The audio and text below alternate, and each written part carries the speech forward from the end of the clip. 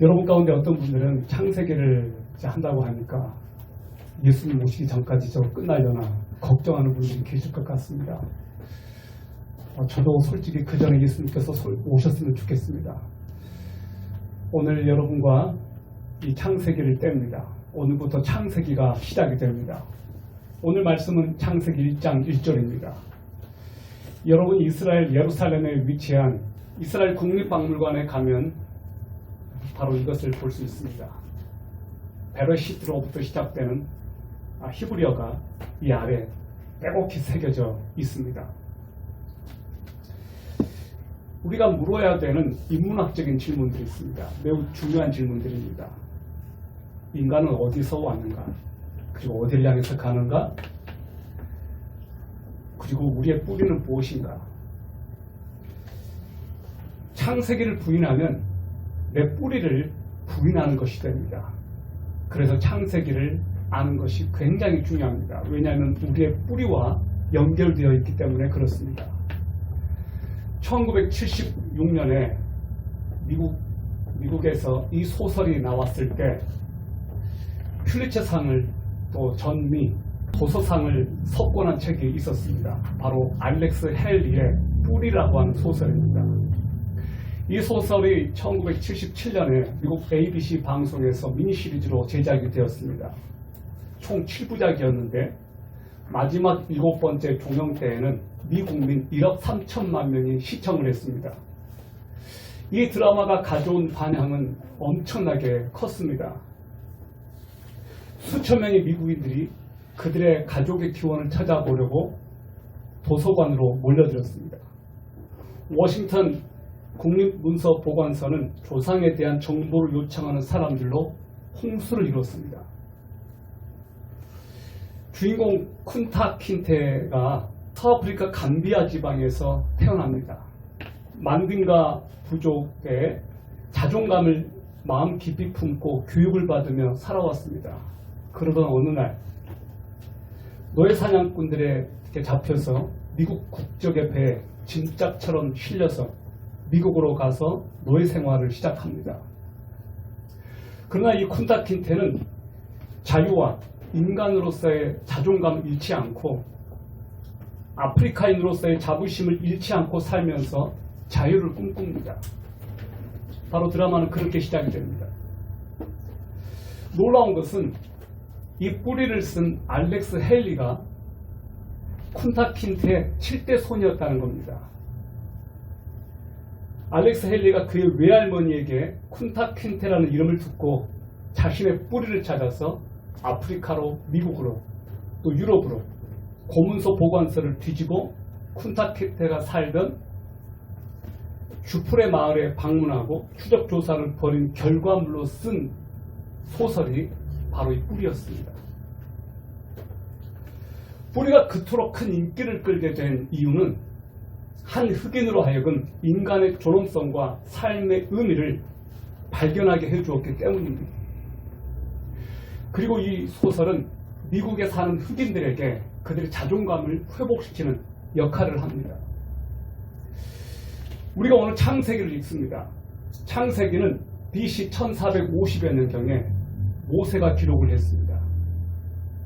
모든 성경은 하나님의 감동으로 된 것으로 라고 기록합니다. 성령의 감동을 받아 모세가 맨 처음에 기록한 성경이 바로 창세기 1장이었습니다. 모세가 이 성경을 쓸 무렵 이스라엘 백성들은 이집트에서 탈출한 지 얼마 되지 않았습니다. 그들은 얼마 전까지만 해도 노예 생활을 했던 사람들이었습니다. 그리고 지금 그들은 광야 생활을 하고 있습니다. 모세는 이 창세기를 통해서 너희들의 뿌리가 무엇인지를 알기를 바란다라고 하는 마음으로 이 창세기를 기록했을 겁니다. 그리고 성령께서는 모세에게 이스라엘 백성들이 어디서부터 시작되었는지, 인류가 어디에서 시작되었는지 바로 하나님으로부터 시작되었다는 것을 창세기를 통해서 보여주고 싶어 하셨습니다. 여러분, 이 창세기 히브리어 제목을 뭐라고 말하느냐? 베레시트라고 합니다. 베레시트. 이 베레시트는 창세기를 히브리 사람들이 부르는 제목이에요. 우리 창세기라고 불러요. 히브리 사람들은 베레시트라고 합니다. 태초에 해당하는 단어입니다. 이 베르시트에 해당하는 헬라어는 게네시스입니다. 시작, 기원, 그런 뜻이죠. 바로 여기서 영어 제네시스가 왔어요. 창세기는 바로 그렇게 시작이 됩니다.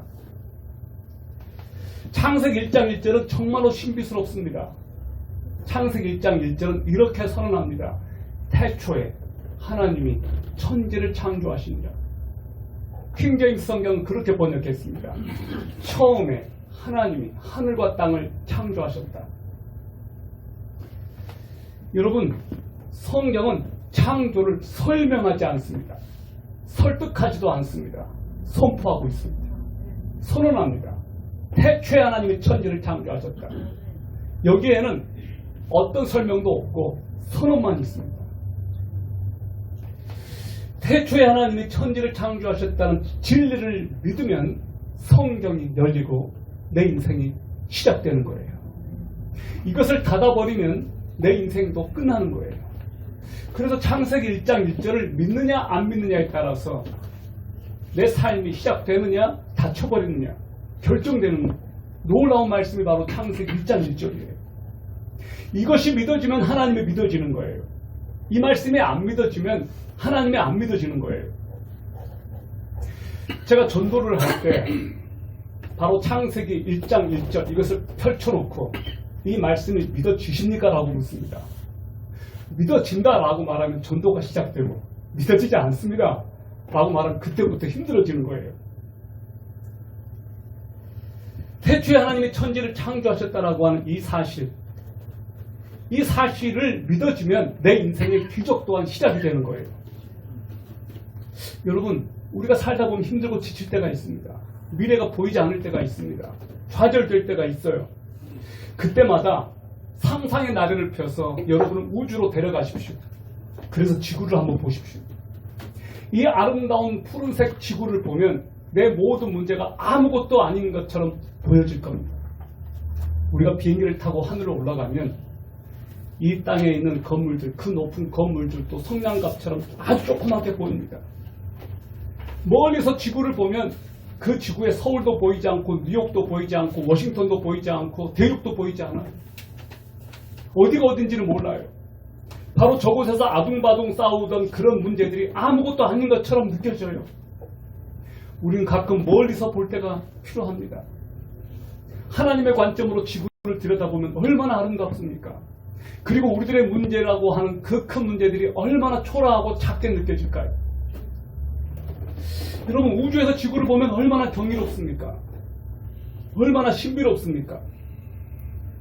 창조자 하나님께서 이 지구를 만드셨고 우주를 만드신 분이 바로 내가 믿는 하나님이시라면 무엇이 두렵겠습니까?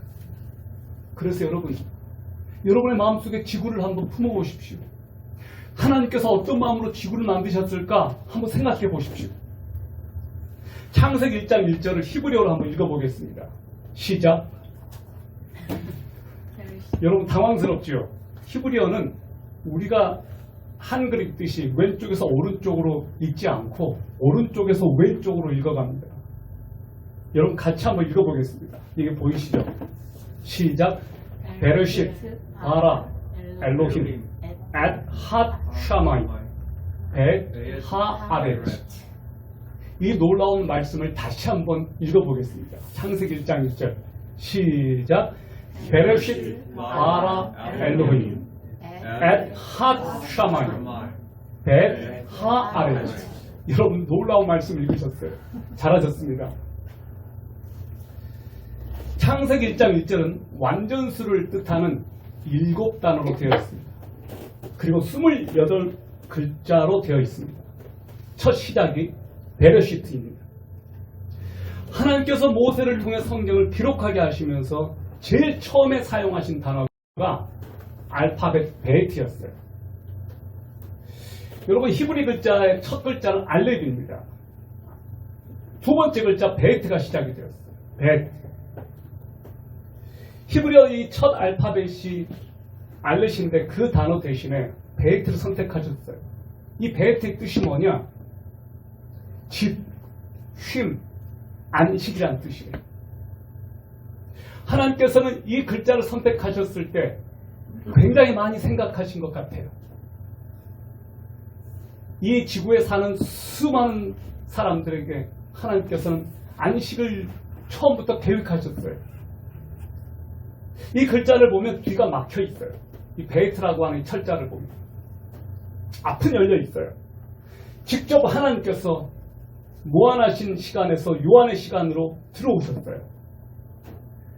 그리고 이 베르시트라고 하는 이 단어에는 로슈라고 하는, 레슈라고 하는 처음을 시작하는, 우두머리를 시작하는 단어가 들어있어요. 바로 예수 그리스도를 가리키는 단어예요. 아멘. 이 베르시트 속에는 예수 그리스도가 들어있는 거예요. 태초에라고 하는 이 단어 속에 예수 그리스도가 숨겨져 있었습니다. 그것이 바로 이 1장 1절 베르시트에 숨겨진 비밀이에요. 여러분, 베르시트의 마지막 글자는 타브라고 하는 단어예요. 이 타브라고 하는 이 단어는 죽음, 생명 언약, 바로 그런 단어예요. 이 타브라고 하는 이 단어 속에는 십자가가 숨겨져 있습니다. 놀랍게도 이 베르시트 안에는 예수 그리스도로부터 시작해서 죽음까지 다 들어있는 거예요. 여러분 유튜브에서 영상에서 이런 것을 한번 추적해 보신다면 얼마든지 설명을 들을 수 있습니다. 놀랍지 않습니까? 이 베르시트 안에 예수 그리스도가 들어있다는 사실입니다. 창세기 1장 1절은 우리들에게 두 가지를 선언합니다. 첫 번째, 태초에 하나님께서 존재하셨다. 두 번째, 하나님께서 세상의 모든 만물을 창조하셨다. 바로 이 사실이 들어있어요.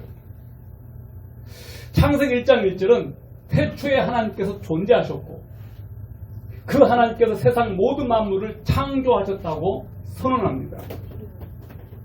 그래서 창세기는 태초에 유일하시고 전지전능하시고 무소부재하신 하나님께서 존재하셨다는 것을 전제로 하고 있어요. 하나님께서 존재하신다는 것을 그냥 전제하고 있어요. 설명하지 않아요. 우리가 어떻게 하나님을 설명할 수 있을까요? 어떻게 하나님을 다 알 수 있을까요? 그저 하나님을 믿을 뿐입니다. 창세기 1장 1절은 독자들에게 유실론과 무실론 둘 다 신앙이 필요하다고 우리들에게 도전하고 있어요. 유실론도 신앙이 필요하고 무실론도 신앙이 필요해요. 하나님이 없다라고 하는 것도 굉장한 믿음이 필요해요. 창세기 1장 1절의 주어는 하나님이십니다. 하나님이 주어예요. 태초에 하나님이 천지를 창조하셨다 해서 천지를 빼보세요. 하나님이 창조하셨다. 주어가 하나님이에요. 우주의 중심은 하나님이십니다. 아멘. 많은 사람들이 착각하는 것이 하나 있습니다. 자기가 자기 인생의 주인으로 생각하는 거예요. 그렇지 않습니다. 우리가 존재할 수 있는 이유는 하나님께서 이 땅에 우리를 태어나게 하셨기 때문에 우리가 존재할 수 있습니다. 하나님께서 인생의 주인이 되시면 그때부터 내 삶이 달라져요. 정말 놀랍게 달라져요. 창조한다는 말은 히브리어로 바라라고 그래요. 바라. 이 바라는 어떤 재료가 없이 무에서 유를 만들 때 사용되는 단어예요. 이 바라라는 단어 말고 다른 단어가 이제 이후에 시작이 됩니다. 여러분, 21세기에 우리는 인권에 대한 소중함을 알고 있습니다. 인권이 많이 강조되죠. 인권운동이 말하는 것이 그거예요. 우리는 인간이고 존엄성을 가진 존재로 대접받고 싶다는 거예요. 인권운동가들이 하는 일이 바로 그거예요. 인간의 존엄성을 존중해달라.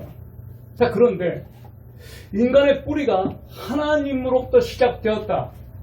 아니면 미생물인 아메바, 집신벌레, 단세포 동물에서 시작이 되었다. 어디서부터 시작되었느냐에 따라서 인간의 존엄성은 달라지고 말아요.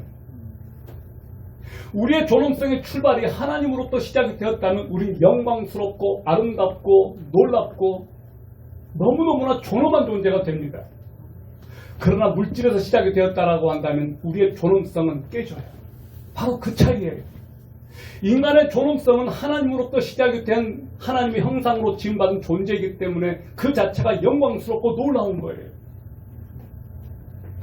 창세기가 중요한 것은 바로 이 점에 있습니다. 창세기는 모든 것의 시작을 보여줘요. 물질의 시작, 생명의 시작, 인류의 시작, 인간의 시작. 모든 시작이에요. 우리의 삶은 언제부터 시작되었느냐? 창세기 1장에서부터 시작이 되었어요. 하나님의 설계도에 의해서 창세기는 시작이 되었습니다. 천지 창조를 하나님께서는 기획하셨을 때부터 우리를 보셨어요. 태어나지도 않은 여러분과 저를 하나님께서는 생각해내신 거예요. 놀랍지 않습니까? 창세기에 가르침이 없다면 인생 자체가 무의미해져요. 창세기가 빠진 성경은 일막이 없는 명곡과 같아요. 그래서 창세기 1장 1절은 너무너무 중요해요. 창세기 1장 1절은 선언입니다. 선언. 창세기는 우리들에게 많은 질문을 던져줘요.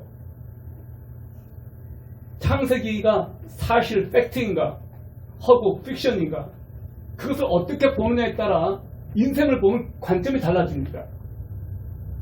창세기는 시작이 책이라고 했습니다. 그러나 이 시작에 대하여 말하면서 최초의 물질이 그저 우연히 존재했다라고 말한다면 가장 중요한 점에서 완전히 실패하고 맙니다. 여러분, 하나님께서 창조하시기로 결정하신 것은 순전히 그분의 결정과 자유의지로 된 거예요. 하나님은 그 누구와도 의논하지 않으셨습니다. 어떤 변호사하고도 의논하지 않으셨습니다.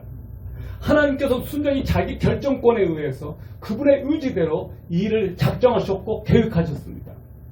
누가 하나님께 코칭해 주지 않으셨습니다. 하나님께서 천지를 창조하시겠다고 계획하셨고 작정하셨고 결정하셨습니다. 여러분, 에베소서 1장 11절을 보십시오. 모든 것을 자신의 뜻하신 계획대로 이루시는 분의 목적에 따라 그분은 절대 주권을 가지시고 그분의 결정으로 이 천지를 창조하시겠다고 계획하셨어요.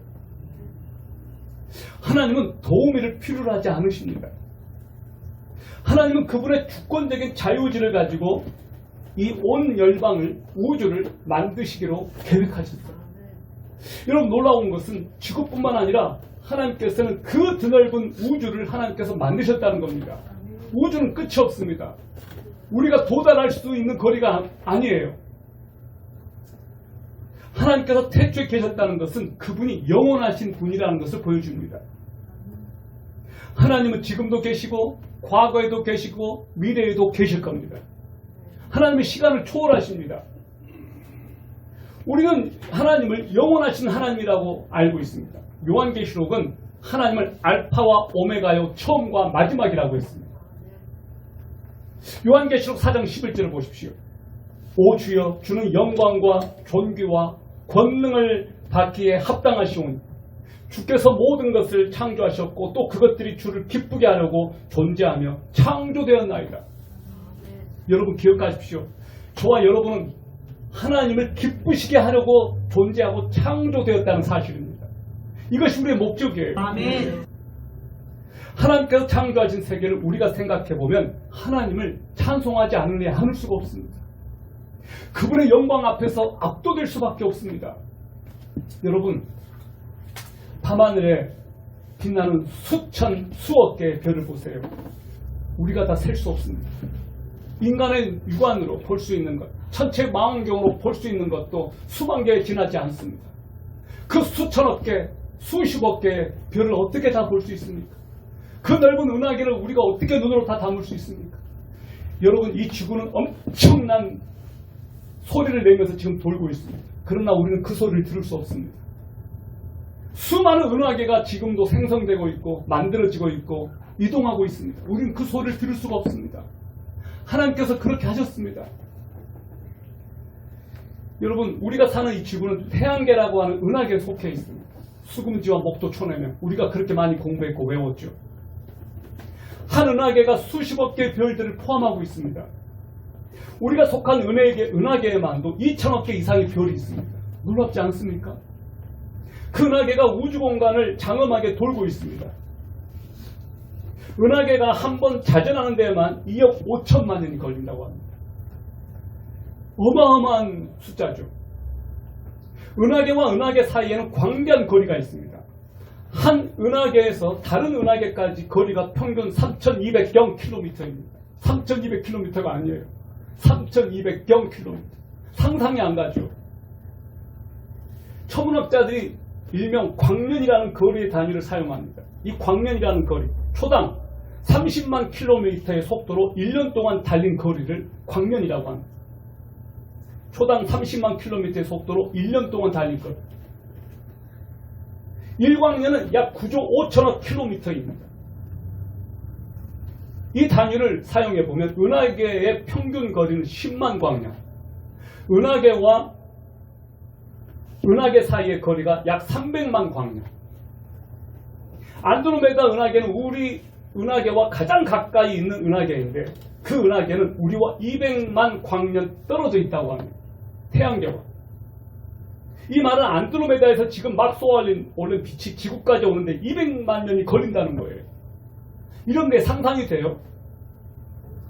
지금 우리가 본 안드로메다 장면은 지금의 장면이 아니고 200만 년 전의 모습이라는 거예요. 여러분 정말 놀랍지 않습니까?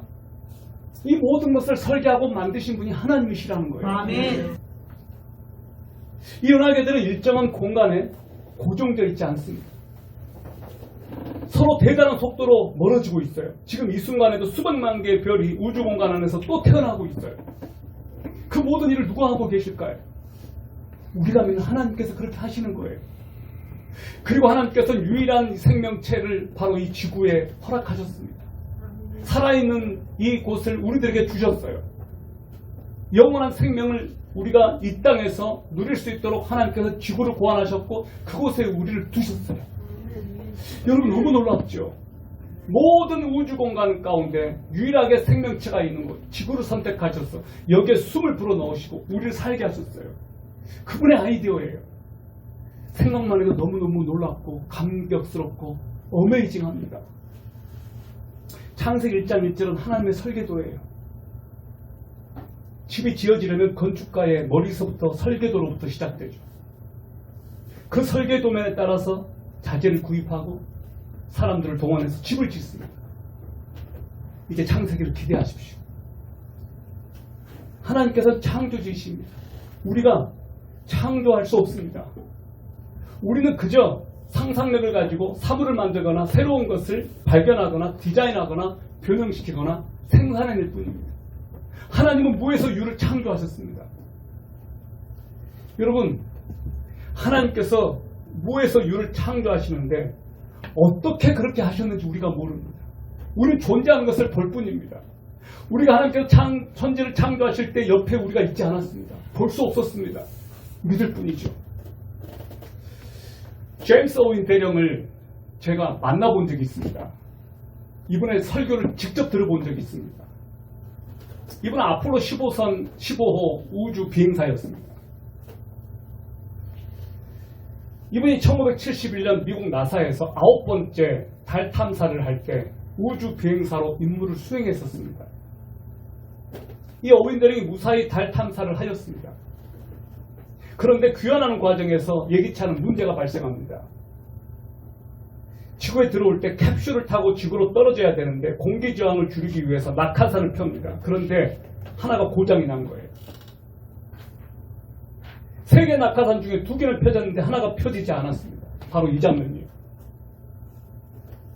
사령부에 보고합니다. 사령부에서도 난리가 났습니다. 속수무책이었죠. 그때 휴스턴 사령부에서 누군가가 한마디 이렇게 했습니다. 기도합시다. 기도합시다. Let's pray. 기도 외에는 방법이 없습니다. 기도합시다. 사령부 직원들이 그 말이 떨어지니까 책상 앞에 무릎을 꿇고 어떤 사람 책상에 앉아서 기도를 했습니다. 놀라운 일이 벌어진 거예요. 어떤 일이 벌어졌느냐? 어디서부턴가 회오리바람이 불기 시작하더니 낙하산 아래를 강타하고 회오리바람으로 공기저항이 생기면서 캡슐의 속도를 조절해 주었습니다. 낙하산이 펴졌습니다. 기적이 일어난 거예요. 기도를 하고 나서 얼마 안 있다가 일어난 일이었어요. 여러분, 그리고 오웬 대령이 이렇게 말합니다. 나는 이번 우주여행을 통해 하나님을 보았습니다. 또한 하나님의 오묘하신 섭리를 발견했습니다. 그가 후에 헝가리 대학에서 강의를 할 기회가 있었습니다. 강의가 끝나고 학생들의 질문을 받았습니다. 한 학생이 이렇게 말했습니다. 1961년 최초 우주비행사 러시아의 가가린은 이렇게 말했습니다. 지구는 푸른 빛이었다. 그런데 아무리 둘러보아도 하나님은 우주 그 어느 곳에서도 볼 수 없었다. 그런데 당신은 어떻게 우주에서 돌아오면서 하나님의 은혜를 경험했다고 할 수 있는가? 당신은 하나님이 보이십니까? 이렇게 물었습니다. 아주 돌발적인 질문이었죠. 제임스 오웬 대령이 잠시 생각하더니만 이렇게 말했다고 합니다. 마음이 청결한 사람은 하나님을 볼 것입니다. 여러분, 그는 우주 가운데서 하나님을 본 거예요. 그 경일은 우주 가운데서 하나님을 본 거예요. 알프스 몽블랑에 가면 그곳에서 하나님이 계시지 않다고 말할 수 없다고 말합니다. 아름다운 그 경치, 아름다운 장관, 세계적인 대장관 앞에서는 하나님을 인정할 수밖에 없다는 거예요. 우주 속에 들어가 보면 하나님의 살아계심을 인정하지 않으려 할 수가 없을 겁니다. 하나님을 찬양합시다. 놀랍고 신비스럽고 경이롭게 이 우주를 만드신 하나님, 지구를 만드신 하나님, 그리고 저와 여러분을 계획하신 하나님, 하나님을 높여드립시다. 창세기를 통해서 저와 여러분이 하나님을 알게 되기를 바라고, 하나님의 역사를 알게 되기를 바라고, 하나님의 설계도를 보게 되기를 바라고, 하나님의 놀라우신 목적을 발견하게 되기를 바라고, 우리 인생의 기적이 펼쳐지기를 바랍니다. 하나님은 살아계십니다. 기도하겠습니다.